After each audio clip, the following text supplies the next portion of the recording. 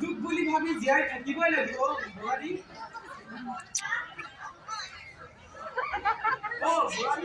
নাকান্দিব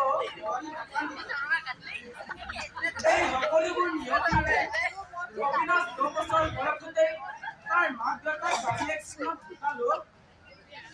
অবিনাশ এজন ভাল মানুহ কৰা আশাত তুলি তালি ডাঙৰ দীঘল কৰিছিলো। মাতৃ দায়িত্ব পিতৃ দায়িত্ব পালন কৰিছিলো। অৱশেষত ধন্য এটা বেয়া ডাঙৰ আলুগুটি বোৱাৰী।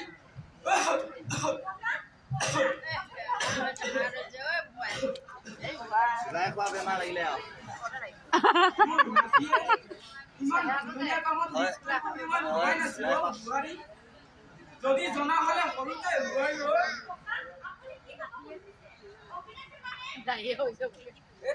অবিনাশ ডেকা ঘৰ হয় নেকি?